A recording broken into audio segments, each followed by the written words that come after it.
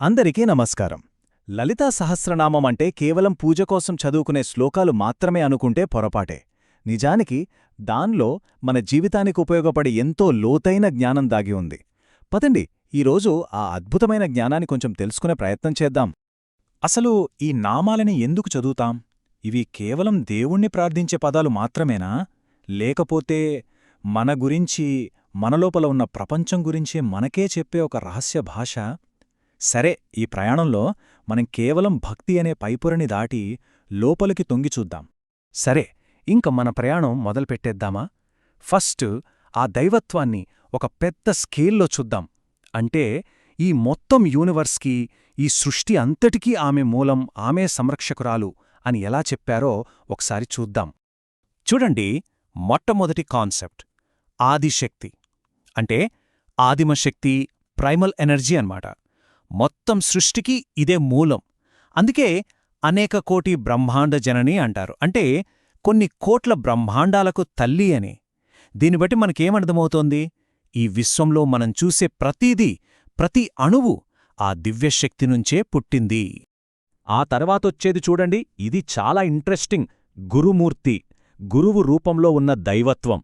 ఇక్కడ గురువు అంటే ఎవరో బయట మనకు పాఠాలు చెప్పే వ్యక్తి మాత్రమే కాదు, మన లోపల ఉన్న అజ్ఞానమనే చీకటిని పోగొట్టి సరైన దారి చూపించే ఆ అంతరాత్మ శక్తి, ఆ గైడెన్స్, అదే గురుమూర్తి.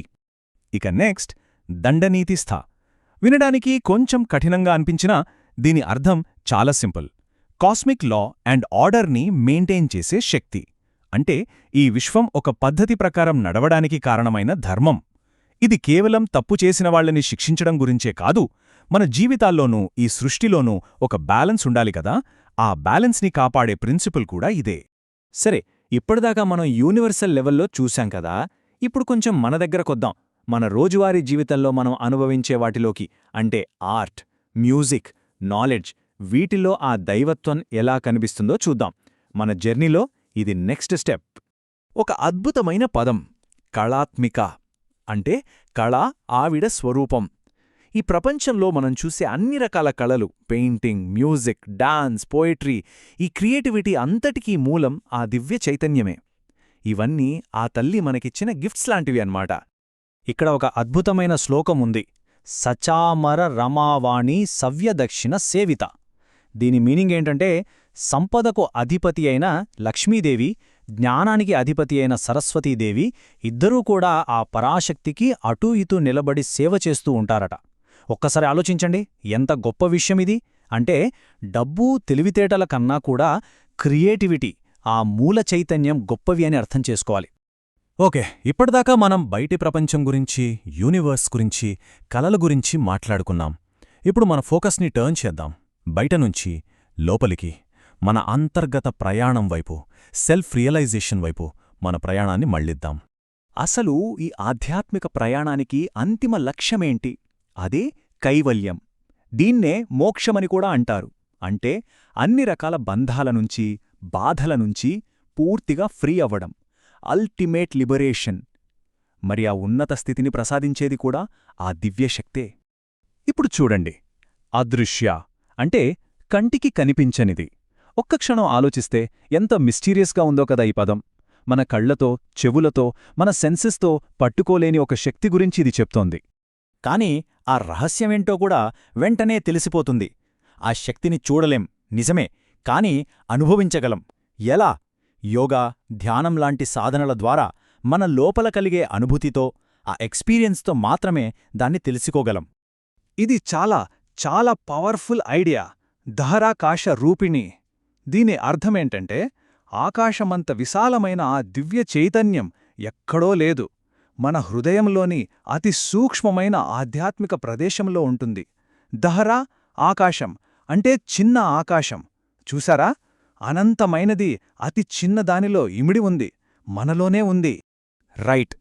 ఇప్పుడు మనం ఈ మొత్తం డిస్కషన్లో చాలా చాలా ముఖ్యమైన పాయింట్కి వచ్చేశాం. ఇప్పటిదాకా మనం ఏవైతే గొప్ప గొప్ప విశ్వశక్తుల గురించి మాట్లాడుకున్నామో అవన్నీ ఎక్కడో లేవు, మనలోనే, మనందరిలోనూ పనిచేసే ఫండమెంటల్ ఫోర్సెస్ అని తెలుసుకుంటే ఆశ్చర్యపోతాం. మన జీవితం మొత్తం కేవలం 3 ప్రాథమిక శక్తుల మీద నడుస్తుందంటే నమ్ముతారా? అవును. ఇప్పుడు మనం చూడబోయేది చాలా ప్రాక్టికల్ విషయం. ఈ పెద్ద పెద్ద కాస్మిక్ ప్రిన్సిపల్స్ మన డైలీ లైఫ్లో ఎలా పనిచేస్తాయో చూద్దాం. ఆ 3 శక్తులే ఇచ్ఛాశక్తి, జ్ఞానశక్తి, క్రియాశక్తి. చాలా సింపుల్.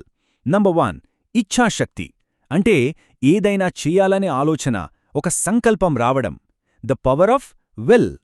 నంబర్ 2 జ్ఞానశక్తి, ఆ పనిని ఎలా చేయాలి, దానికి ఏం కావాలి అని తెలుసుకోవడం, ద పవర్ ఆఫ్ నాలెడ్జ్.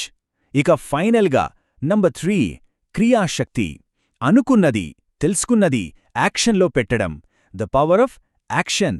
ఈ 3 శక్తులు మన ద్వారా పనిచేస్తున్న ఆ దైవత్వ రూపాలే.